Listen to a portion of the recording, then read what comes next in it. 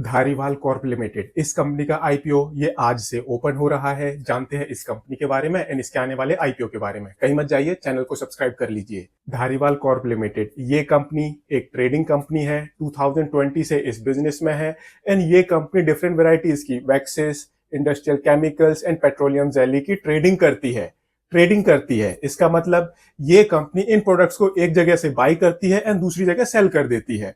तो जो ये कंपनी है, ये कंपनी अपने प्रोडक्ट्स को इंडिया से भी बाई करती है एंड आउटसाइड इंडिया से भी इंपोर्ट करती है। एंड ऐसे ही ये कंपनी अपने प्रोडक्ट्स को इंडिया में भी बेचती है एंड आउटसाइड इंडिया भी बेचती है। बट जो इस कंपनी की मैक्सिमम रेवेन्यू है वो इंडिया से ही आती है। इस कंपनी की टोटल रेवेन्यू का अप्रोक्सीमेटली 99% वो इंडिया से आता है। बैलेंस रेवेन्यू इस कंपनी की आउटसाइड इंडिया से आती है। नेपाल से आती है। अगर आप नेपाल में अपने प्रोडक्ट्स बेचते हो एंड देन आप बोलते हो कि मैं एक्सपोर्ट भी करता हूं, तो ये एक किस्म से हंसने वाली बात है आज की डेट में। अब जैसा कि ये एक ट्रेडिंग कंपनी है, ये कंपनी एक जगह से अपने प्रोडक्ट्स बाई करती है एंड दूसरी जगह अपने प्रोडक्ट सेल कर देती है।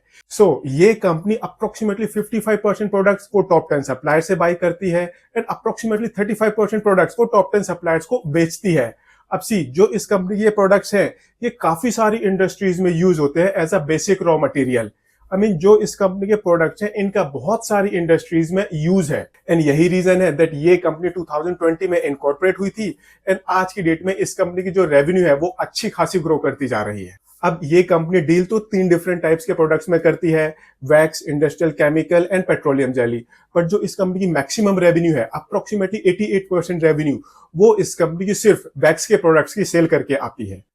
ये इस कंपनी का एक बिजनेस प्रोफाइल है, काफी अच्छा बिजनेस प्रोफाइल है। जो इस कंपनी के प्रोडक्ट्स हैं, हालांकि ये कंपनी B2B बिजनेस मॉडल पर ऑपरेट करती है, बट इस कंपनी के बहुत सारे प्रोडक्ट बहुत सारी डिफरेंट इंडस्ट्रीज में यूज होते हैं एंड ऐसे ही ये कंपनी एक लिटिगेशन फ्री कंपनी है। तो बेसिकली जो इस कंपनी का बिजनेस प्रोफाइल है, जो इस कंपनी के प्रोडक्ट्स हैं, वो इस कंपनी के बारे में काफी कुछ अच्छा बताते हैं। तो अब देखते हैं दैट जो इस कंपनी के फाइनेंशियल्स है वो इस कंपनी के बारे में क्या बताते हैं। तो इसके लिए हम सबसे पहले इस कंपनी का एसेट बेस देखते हैं। तो मार्च 2022 में इस कंपनी के टोटल एसेट्स थे अप्रोक्सीमेटली 13.5 करोड़ रुपीस के। अगले साल ये बढ़कर 20 करोड़ रुपीस के आसपास पहुंच गए हैं एंड मार्च 2024 में इस कंपनी का टोटल एसेट बेस ये 21 करोड़ रुपीस के आसपास है। बट अगर हम इस कंपनी की रेवेन्यू देखते हैं तो एसेट बेस एंड रेवेन्यू में हमें बहुत बड़ा गैप देखने को मिलता है। मार्च 2022 में इस कंपनी की टोटल रेवेन्यू थी 160 करोड़ रुपीस के आसपास की। अगले साल ये बढ़कर 195 करोड़ रुपीस को क्रॉस कर गई है एंड मार्च 2024 में इस कंपनी की टोटल रेवेन्यू ये 231 करोड़ रुपीस को क्रॉस कर गई है। अब आप इसका मतलब जानते हो, ये एक ट्रेडिंग कंपनी है। मतलब ये कंपनी एक जगह से प्रोडक्ट परचेज करती है एंड दूसरी जगह उनको बेच देती है। तो जितने जल्दी ये कंपनी अपने रॉ मटेरियल को रोटेट करेगी, अपने प्रोडक्ट्स को रोटेट करेगी, उतनी ही ज्यादा इस कंपनी की रेवेन्यू बढ़ेगी एंड उतना ही कम इस कंपनी को अपने प्रोडक्ट्स में इन्वेस्ट करने की जरूरत है। यही रीजन है दैट इस कंपनी का एसेट बेस बहुत कम है बट रेवेन्यू उसके हिसाब से काफी ज्यादा है, बिकॉज ये कंपनी ज्यादा स्टॉक अपने पास नहीं रखती। एंड आज की डेट में अगर आप इस कंपनी के टोटल एसेट बेस में स्टॉक का प्रोपोर्शन देखोगे तो वो भी काफी ज्यादा है। अब जो भी ये कंपनियां होती हैं जो ये B2B बिजनेस मॉडल पर ऑपरेट कर रही होती हैं, ज्यादातर केसेस में अगर आपके प्रोडक्ट स्ट्रांग नहीं है, प्रोडक्ट सॉलिड नहीं है, तो जो आपके मार्जिन होते हैं वो बहुत कम होते हैं। बिकॉज जो आपके क्लाइंट्स होते हैं वो भी एक किस्म से PhD कर बैठे हुए होते हैं आपसे प्रोडक्ट परचेज करने से पहले।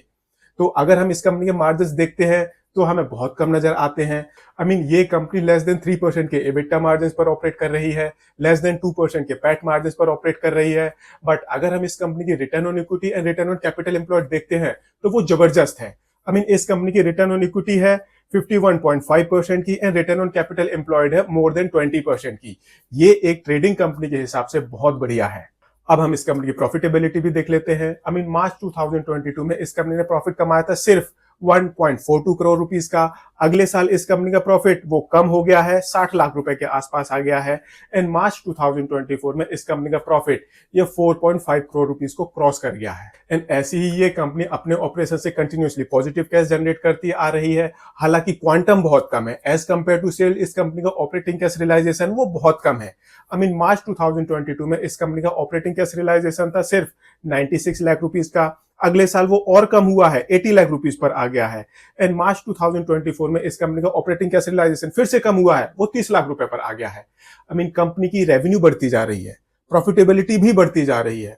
बट जो कंपनी का ऑपरेटिंग कैश रियलाइजेशन है वो एक किस्म से कम होता जा रहा है, ये थोड़ा सा कंसर्निंग है। एंड ऐसे ही इस कंपनी की जो बुक्स हैं उसमें 8.79 करोड़ रुपीस की बोरोइंग है, ये भी थोड़ा सा कंसर्निंग है अगर हम इस कंपनी की borrowing and operating cash realisation को देखें तो। नाउ अब जो ये ट्रेडिंग कंपनियां होती हैं इनको क्या करना होता है, एक जगह से प्रोडक्ट परचेज करने होते हैं, उनको एक जगह स्टोर करना होता है एंड देन अपने कस्टमर्स को बेच देना होता है। तो अगर इस कंपनी को अपने बिजनेस को बढ़ाना है तो इसी प्रोसेस में पैसे इन्वेस्ट करने पड़ेंगे।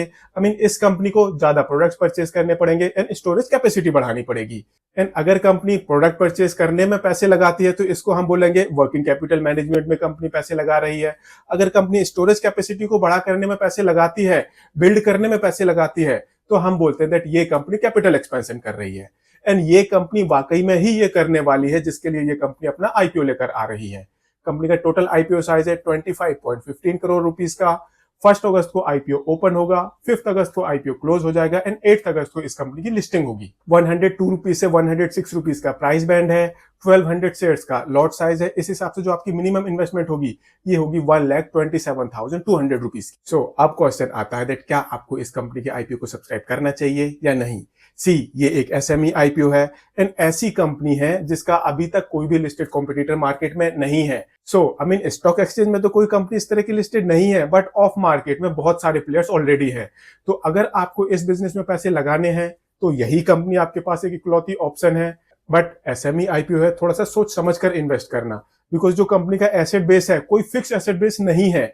मैक्सिमम जो इस कंपनी के एसेट्स हैं वो एक किस्म से प्रोडक्ट्स होते हैं इस कंपनी के, जो आते रहते हैं एंड जाते रहते हैं।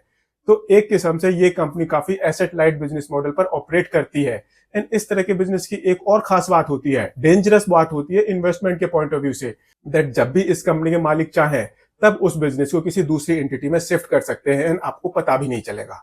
तो बी केयरफुल एंड अपना इन्वेस्टमेंट डिसीजन थोड़ा सा सोच समझ कर लें। अगर आपको ये वीडियो पसंद आया हो इसको लाइक शेयर जरूर करें एंड चैनल को सब्सक्राइब करें।